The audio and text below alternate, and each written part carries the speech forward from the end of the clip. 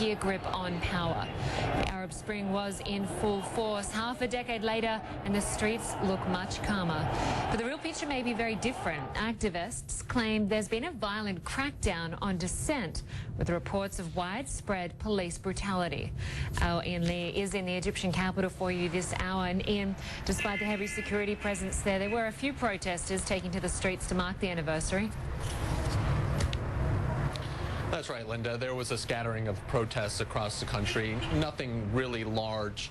There had been calls from the Muslim Brotherhood, the outlawed Muslim Brotherhood, but other opposition groups decided not to join that call to go out in the streets. I've been talking to a lot of human rights analysts lately, and I was in the square 5 years ago, and the one thing that everyone talked about was just having a better life and getting away from the repression that was under Hosni Mubarak. Now, human rights activists are saying that what's happening right now is worse. There was a crackdown leading up to this anniversary amid allegations of widespread abuse.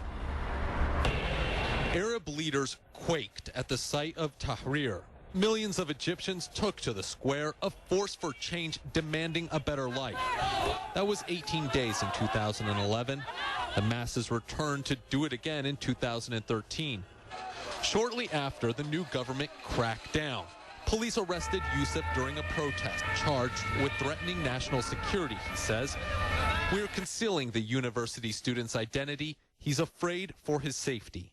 They electrocuted me with 2 wires to the chest and the back. I was screaming in pain. My torturer said the electricity was weak. Plug it into the AC. The shock sent me and 2 guys holding me back a few meters. Youssef languished in prison for over a year. How did you deal with the torture? I cried hard. I felt extremely weak, impotent, and crushed. I broke a piece of glass and felt that I wanted to end all this. I wanted to die. CNN can't independently verify Youssef's story, but Egyptian human rights lawyers say his is not unique. The use of extreme force, violence, torture violations in prisons, and especially in police stations, has gone up on the rise. One report detailed police abuse in 2015. In it, nearly 500 people died in police custody. 700 cases of torture were documented.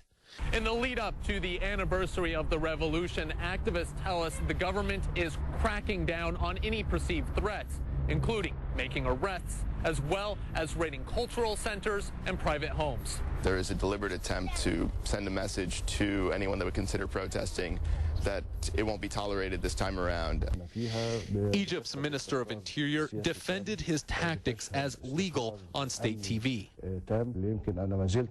Questions are being raised now about some practices that violate human rights. Well, they are necessary because of the reality we live in. We are facing a ferocious wave of terrorism that Egypt hasn't witnessed in modern history. Among the wave of terrorism, ISIS in Egypt has killed over 1,000 people, including hundreds of civilians. But Youssef sees the government's tactics as counterproductive. The government gives the terrorist organizations a kiss of life. The youth join these groups as a result of the government's oppression and terror. They don't give the young people a way to vent their anger. 5 years on, for many, the hope of Tahrir has been replaced by despair.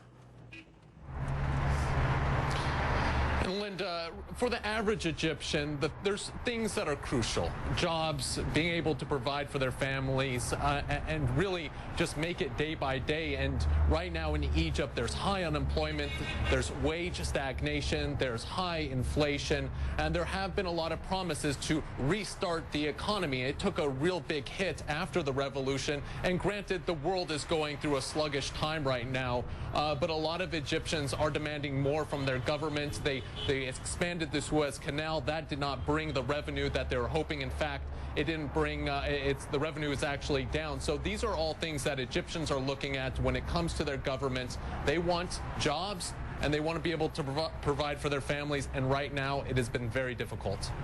Okay, Ian Lee reporting from Cairo. Thank you.